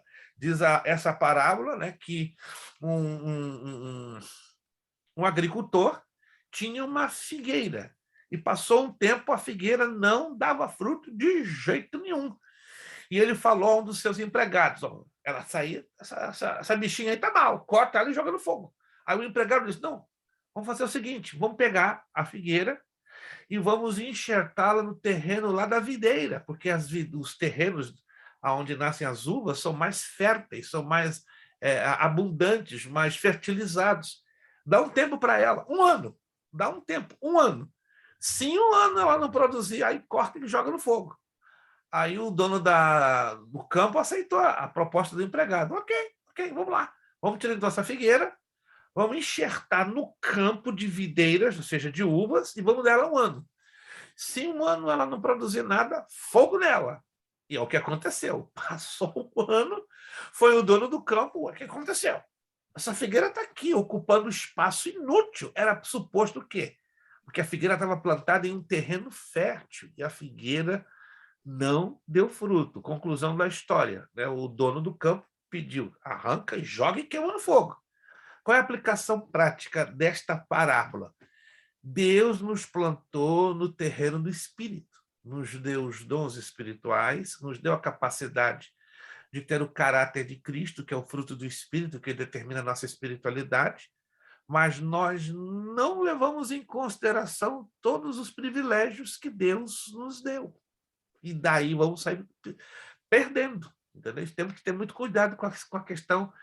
Isso que a irmã Kelly está falando, também aqui em Orlando, estou ouvindo da boca de muitos brasileiros sobre essa parábola da figueira, que ela é ensinada de uma maneira completamente distorcida, para um outro lado, até visando isso aqui, e é perigoso, que é muito perigoso. Mas deixa eu avançar um pouquinho, porque essa parte do Tribunal de Cristo agora nos vai deixar de boca aberta. Trabalhar dia e noite na igreja, está na igreja de manhã e de tarde, tá? E pensando que isso vai levar o camarada para o céu, mas está equivocadíssimo, não tem nada a ver. Vamos lá.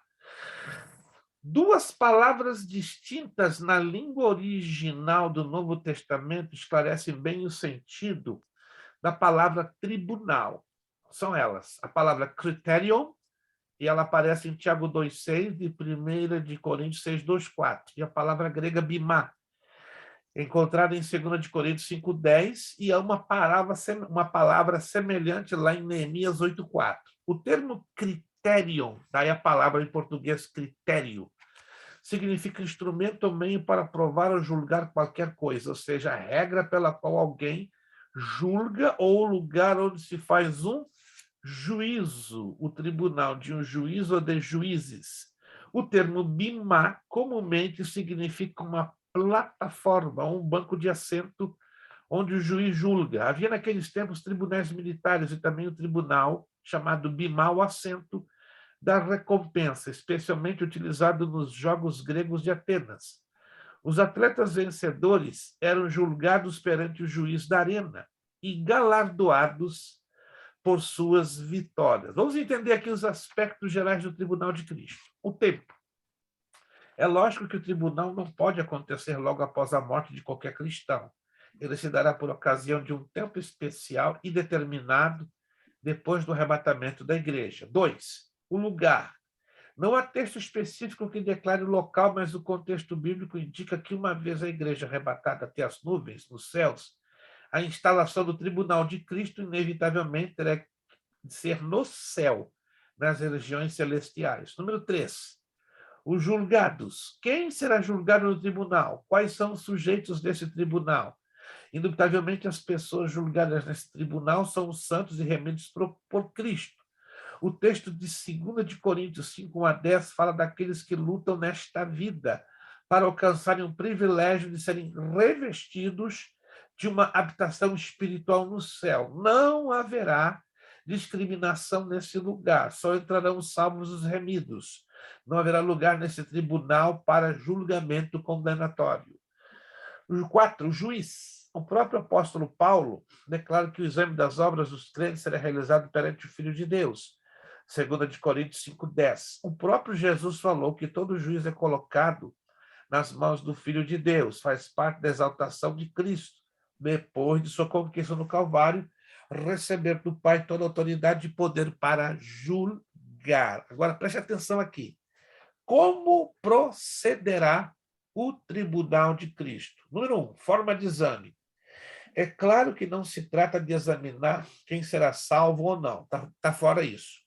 A salvação do crente implica no ato especial da misericórdia divina mediante a aceitação da obra expiatória de Cristo e a sua manifestação enquanto ele estiver neste mundo. Todo crente está livre do juízo se permanecer fiel até o fim. Não existe essa de salvo uma vez, salvo para sempre, ainda que seja uma doutrina ensinada por alguns metodistas e em massa pelos presbiterianos, mas a salvação pode se perder. Alô? Salvação pode ser perdida. Há muitos e muitos textos que dão essa clareza.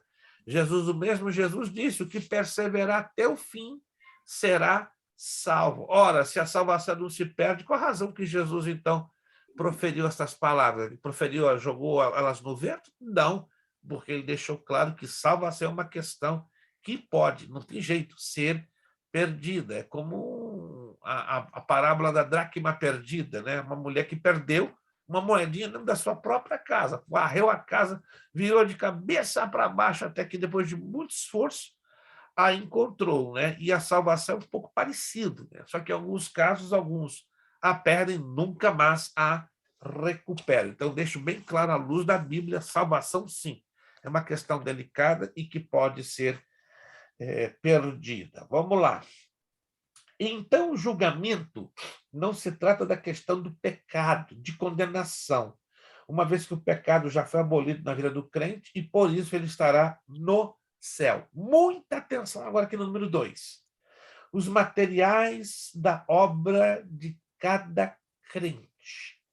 Paulo mencionou 6 diferentes materiais que, figurativamente, representam os elementos que empregamos na construção de nossa vida cristã. Os materiais são indicados como ouro, prata, pedras preciosas, madeira, feno e palha. Então, são 6, mas olhe a ordem, preste atenção aqui na ordem. Esta ordem fala de 2 grupos, e aqui estão os grupos. Os 3 primeiros, ou seja, o primeiro grupo, traz os materiais resistentes ao fogo do julgamento de Cristo. Quais são esses materiais? Ouro, prata e pedras preciosas. O ouro, com 500 graus centígrados, ele já fica o quê? Maleável. Com 1000 graus centígrados, ele começa a derreter. A prata fica maleável com 200 graus centígrados, já derrete a 1000. E as pedras preciosas, com 100 graus centígrados, já começam a derreter, e 120, 140, acabou as pedras preciosas, acabaram-se. Então, aqui fala dessa ordem de resistência. O ouro é o mais resistente ao fogo, depois vem a prata, e, por fim, vem as pedras preciosas. Aí vemos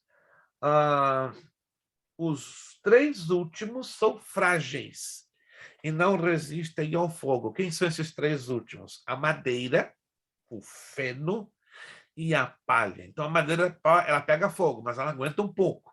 Mas quando vem o fogo sobre o feno, já era. A palha, nem se fala, é rápido demais.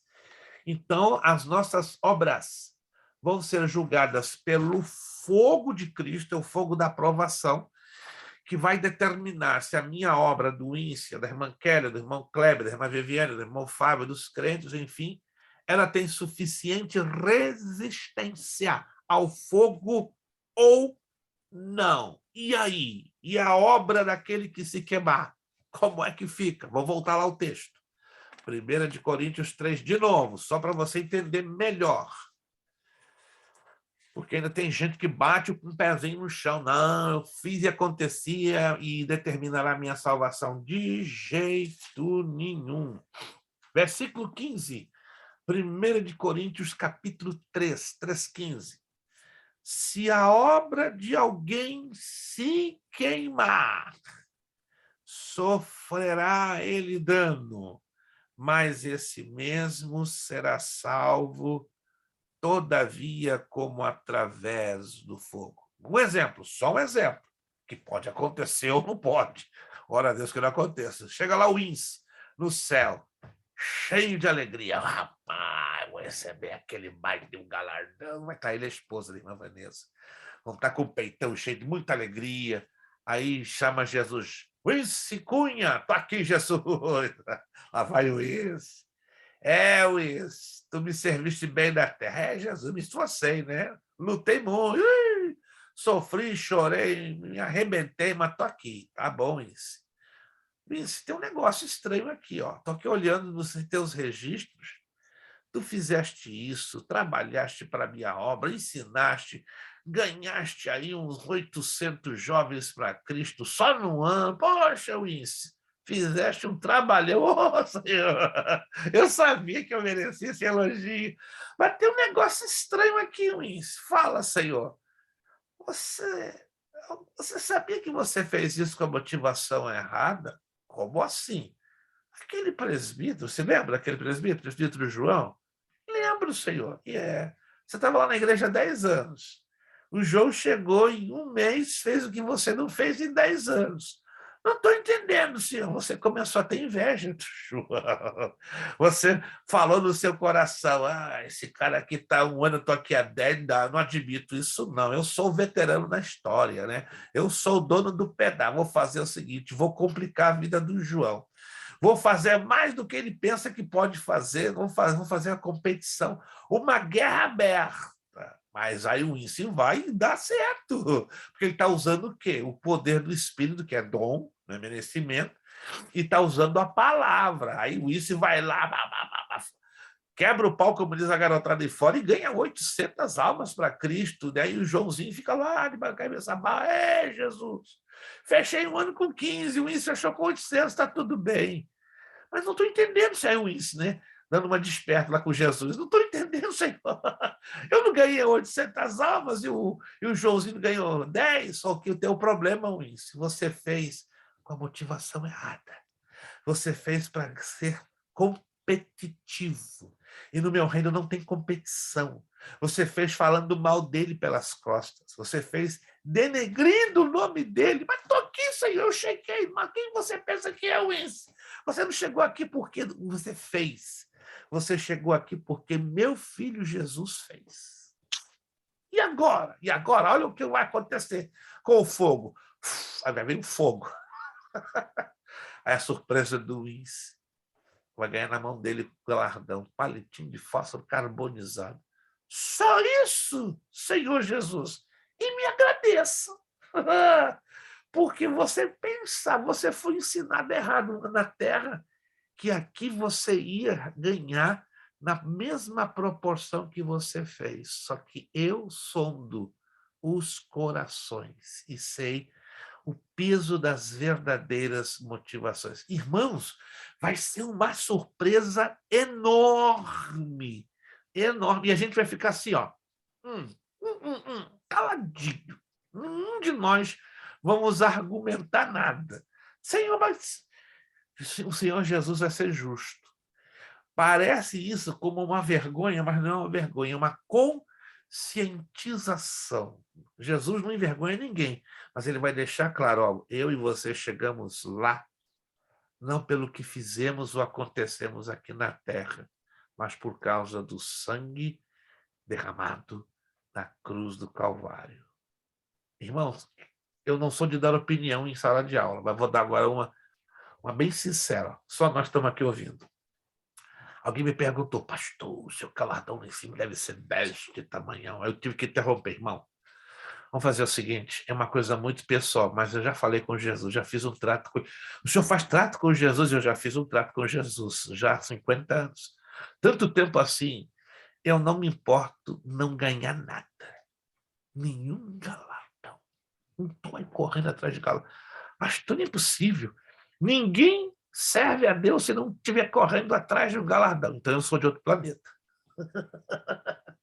Então eu sou de outro planeta. A minha Bíblia me ensina que eu tenho que servi-lo por amor.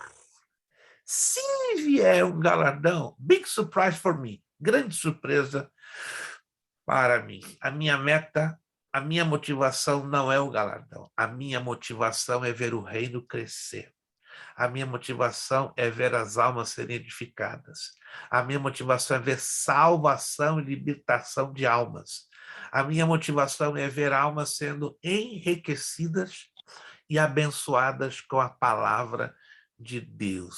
Se vier uma recompensa para mim, lucro, ó, não estou nem aí. Agora, se você está correndo atrás de recompensa, vai devagar, porque a surpresa pode ser, ó, desse tamanho, mas que Deus tenha de nós misericórdia, que saibamos ter a correta motivação. De nada vale uma coisa chamada ativismo. Sabe o que é ativismo? É aquela pessoa que está, com todo respeito, irmãos, não se sinta ofendido, vamos à Bíblia, tá? De domingo a domingo dentro da igreja. É culto segundo, é culto terça, é culto quarta, é culto quinta, é culto sexta, é culto sábado, é culto domingo. Tem igreja que tem culto domingo, manhã, tarde e noite. E cadê a família? Cadê o descanso? Cadê a dedicação para casa? Isso já é fanatismo. Isso chama-se ativismo. Não, eu tenho que estar ativo para servir a Deus. Desse jeito, não. Pessoas que vivem essa vida de ativismo, elas caem numa chamada farisaísmo, religiosidade, e isso não agrada a Deus. Estou falando à luz da Bíblia, a menos que alguns de vocês me ajudem a enxergar na Bíblia que ativismo é um ensino bíblico, e ativismo não é um ensino bíblico, ativismo é um ensino 100% humano. Irmã Kelly. Pastor, eu quero morrer quando eu não vou, vamos supor, numa oração, ou não dá para ir naquele horário do culto, ou no culto. Que a pessoa fala assim, vigia, vá.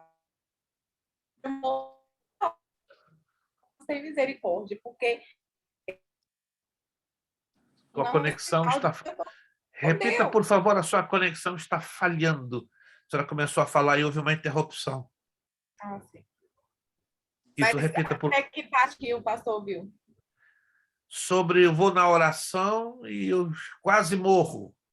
Isso, quando a pessoa fala que às vezes a gente não vai ou numa vigília.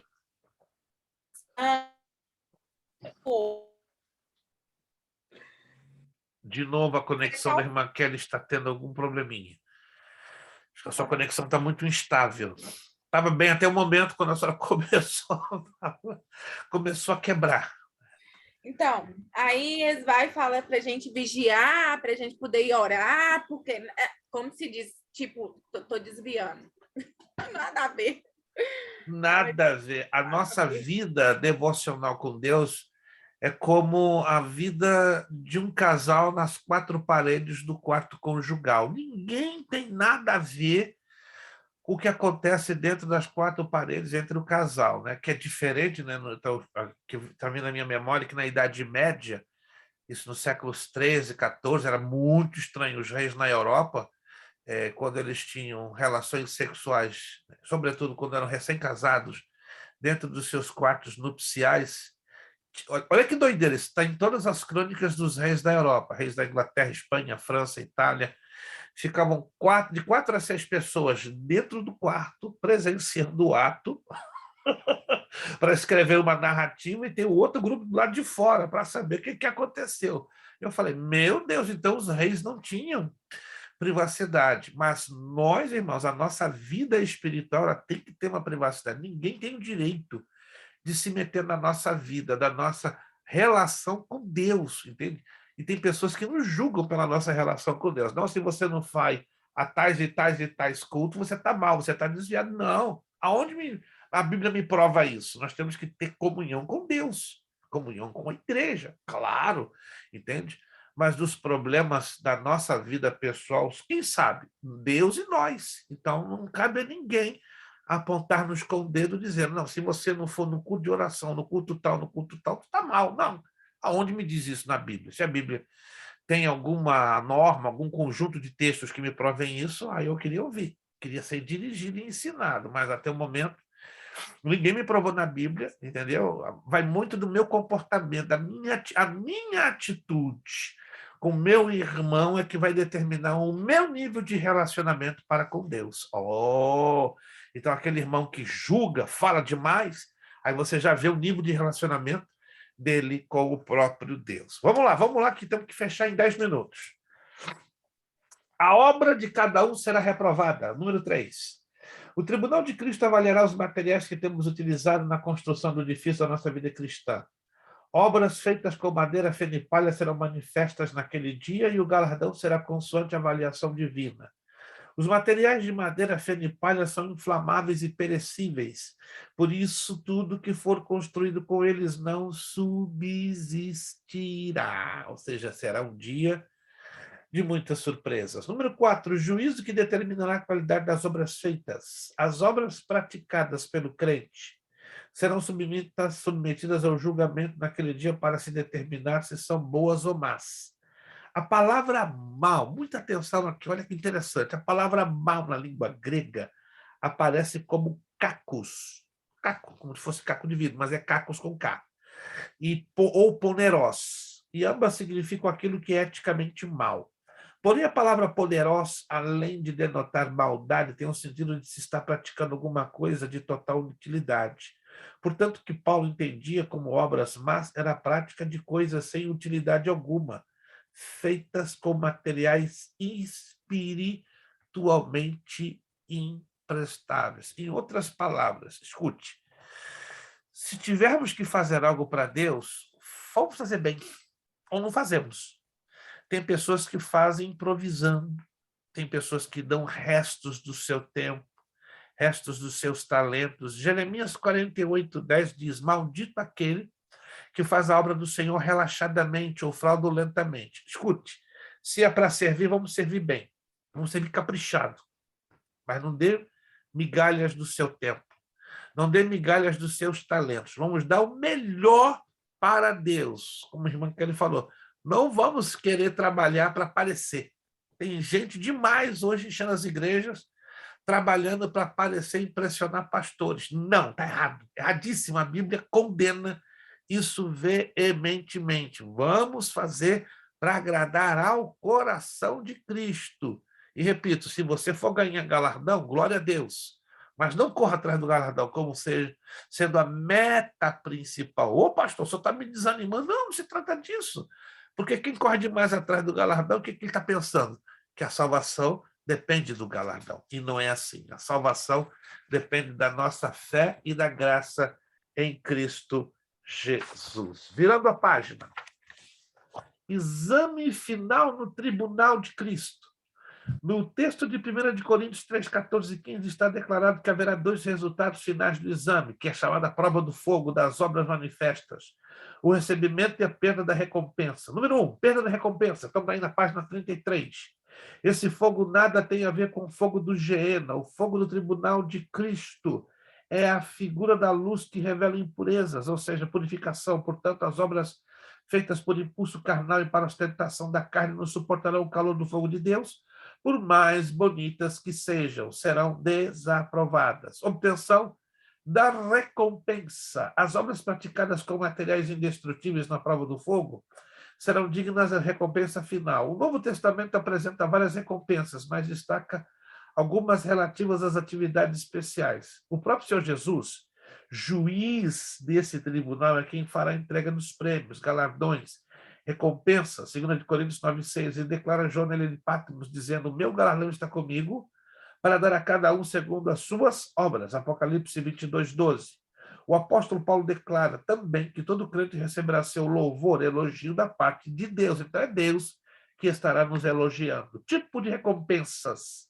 O Novo Testamento usa uma linguagem especial dos tempos do primeiro século da era cristã, relativa ao tipo de galardão que os vencedores das Olimpíadas gregas e romanas recebiam como prêmio. Havia coroas de vários materiais representando o tipo de vitória conquistado por aqueles vencedores. Na próxima aula eu vou falar com maiores detalhes sobre as coroas. Mas deixa eu adiantar aqui. Tem muita gente aí batendo com o peito. Eu vou ganhar a coroa da vida, eu vou ganhar a coroa da glória, eu vou ganhar a coroa da justiça, eu vou ganhar coroa de gol. Vai chegar lá, só vai se dar conta que vai ganhar uma só. Por quê? Uma coroa já é de tabela nossa. Como é que é, pastor? Explica aí. Olha aqui nesse gráficozinho aqui, ó. Ok, na página 34.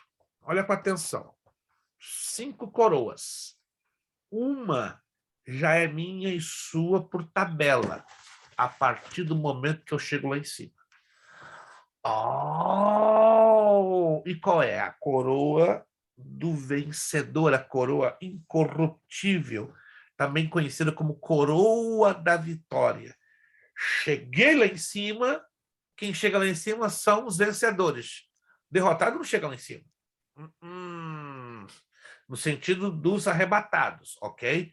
Então, chegamos lá em cima porque chegamos na condição de vitoriosos, de vencedores. Quando estão entendendo, gente, que essa coroa já é nossa, de tabela, mas tem que chegar. Se não chegar, esquece. Então, esta coroa já será nossa por tabela. A da vida, a da glória, a da justiça e a de gozo, teremos que cumprir alguns requisitos. Aí eu vou falar com detalhes na próxima aula. Então, anota aí, na próxima aula eu vou bater forte nessa questão das coroas, tá? Na próxima aula, dia 30, né? O último dia do nosso mês de junho, nós vamos falar sobre, né, estas coroas, vamos avançar um pouquinho. Também nós vamos falar sobre a parábola das 10 virgens, vamos falar da segunda ressurreição e vamos iniciar falando sobre o trono branco, o juízo final. Nos próximos dias eu também já vou providenciar o envio dos slides para vocês terem como reforço visual. Perfeito? Alguma dúvida ou pergunta? Dúvida ou pergunta? Está tudo claro como água de poço? Olha que vocês estão concordando. Não, lá o isso está ligado. Não, água de poço não é claro, não. Água de poço é marrenta. Tudo claro como gelo quebrado, né? O gelo quebrado está transparente. Gente, eu não quero ser chato, não, mas eu sei. Tem, pastor, tem uns poços que dá água clarinha. Clarinha, né? Eu já tomei água de poço artesiano no Rio Grande do Sul. Fala sério, eu até vi o fundo do água poço. Cristalina. Já passei por essa experiência e fiquei de boca aberta, porque a maioria dos poços que eu conheci era tudo de água barrenta. Mas eu conheci uma no interior do Rio Grande do Sul que eu fiquei de boca aberta. Eu via lá de cima até a minha cara e o fundo do poço, de tão clarinha que a bichinha era, né? Mas isso é um privilégio, quando a gente bebe água de uma água bem, bem cristalina. Deixa eu falar uma coisinha aqui bem rápida a vocês. Eu sei que alguns de vocês, né, como o irmão Fábio, e acredito eu também, irmã Viviane, tiveram problemas no vídeo, mas a partir do momento que vocês não tiverem problemas no vídeo ou nenhuma situação que impeça vocês, eu dou preferência que vocês estejam com o vídeo aberto. Eu entendo que nem sempre é possível, tá bom? Não tome isso como uma repreensão minha, mas é como nós somos uma escola teológica e trabalhamos para aqueles que escolheram terem as aulas interativas e ao vivo, né? Não faz sentido você está aqui com o seu vídeo desligado, a menos que, repito, como é o caso do irmão Fábio, que hoje teve uma situação anormal, né? Ele já se justificou, ou quero acreditar que também a irmã Viviane deve ter tido alguma situação anormal, embora ela não me comentou nada, mas não tendo uma situação anormal, tá? Na medida do possível, mantenha o seu vídeo aberto, porque, repito, não fica com sentido, a coisa fica meio sem sentido, eu fico um pouquinho perdido e eu não estou sabendo o que está acontecendo, ok? Bom, se não temos perguntas, nós vamos concluir. Quero agradecer já também a participação dos irmãos hoje, né? Irmão Kleber se esforçou muito, o Ince. Vamos estar juntos, fiquei feliz hoje. Dia 19 nós vamos estar aí junto com essa família bonita ali em Lowell, se Deus quiser. Eu queria ter tempo, né, para visitar todos vocês, mas vai ser por etapas, né? Porque vou visitar um, vou visitar outro. Eu estou até querendo fazer uma reunião com os alunos aí no final do ano, né, os que eu puder. Um grupo em Massachusetts e um grupo em Connecticut e outro grupo em Nova York, né? Mas estou pensando em falar isso seriamente, já que a pandemia deu uma trégua, estou pensando em fazer uma reunião de grupo com os alunos, se Deus quiser, entre novembro e dezembro. De repente, vai dar certo. Obrigado, irmã Kelly, pela sua participação, pelo seu grande esforço, irmã Viviane, né? E o irmão Fábio. Esperamos, né, que na próxima aula vocês possam estar visíveis, né? Não apenas presentes, mas, na medida do possível, visíveis. Hoje tivemos um grande número de ausências. Irmã Fernanda, que não sei o que aconteceu, não fez algum contato, acredito que nem sempre é possível fazer contato, também não veio a irmã Cássia. Então, vários irmãos hoje não puderam estar presentes, mas amém, estamos em oração pela vida de cada um deles. Alguns nos avisaram, outros não nos avisaram, mas amém, estamos aí orando e pedindo com que a bênção de Deus. Outros estão fazendo as aulas gravadas, certo?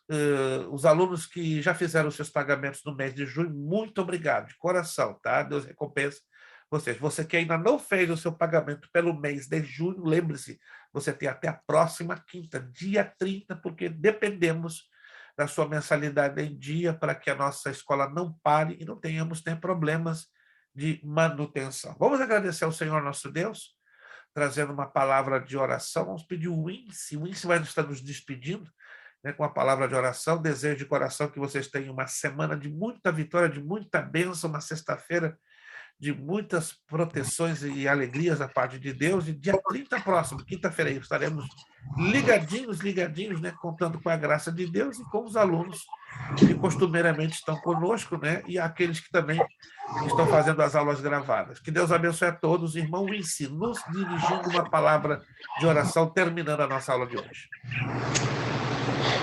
Pai, mais uma vez a tua presença, queremos te dar graça nesse momento, por essa oportunidade, esse momento único. O Senhor tem falado conosco, o Senhor tem nos ensinado, nos orientado, o Senhor tem nos alertado sobre o arrebatamento da igreja.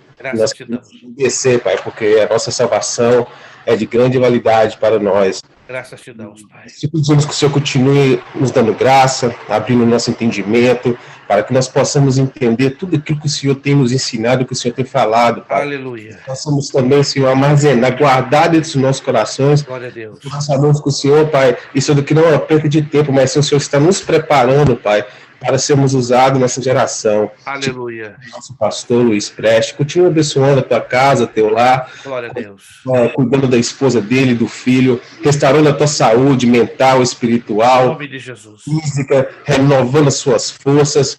E nós te pedimos, Pai, a tua bênção sobre a vida do nosso pastor. Continue usando ele como instrumento para em nome de Jesus. nossas vidas. Te pedimos sobre essa escola, que o Senhor venha dar crescimento, que o Senhor venha despertar jovens, Pai, que estão com sede e fome da tua palavra. Em nome de Jesus. Vai trazer, Pai, novos estudantes para essa escola, porque nós temos certeza que o Senhor tem um propósito através da vida do pastor e através dessa escola, Pai. Aleluia.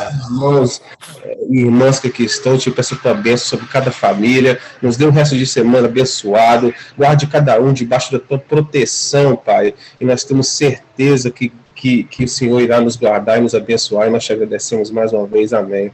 Em nome de Jesus. Não se esquecendo do nosso questionário, tá? Está lá no final, são 94 perguntas. Lembrem-se, dentro de 5 semanas já teremos terminado a matéria de escatologia, mas eu vou dar a vocês mais 3 semanas. Então, De hoje a 8 semanas, esse questionário tem que ser entregue prontinho, tá bom? Somente com as respostas. Não se esqueçam, por gentileza. Vamos, então, terminar com o nosso lema. Seriedade. Seriedade. Compromisso. Compromisso. Disciplina. Disciplina. Seriedade. Seriedade. Compromisso. Compromisso. Disciplina. Disciplina. Seriedade. Seriedade. Compromisso. Compromisso. Disciplina. Disciplina. É necessário que ele cresça É necessário que ele cresça. e que eu diminua. É necessário que ele cresça É necessário que ele cresça. e eu diminua. Eu É diminua. necessário que ele cresça É necessário que ele cresça. e que eu diminua. Eu diminua. E a Deus damos o quê? A honra, Honra, a glória e o poder. Muito obrigado, a paz do Senhor, uma excelente noite, uma excelente semana e até a próxima quinta, dia 30, se Deus quiser. Muito obrigado a todos, a paz do Senhor Jesus.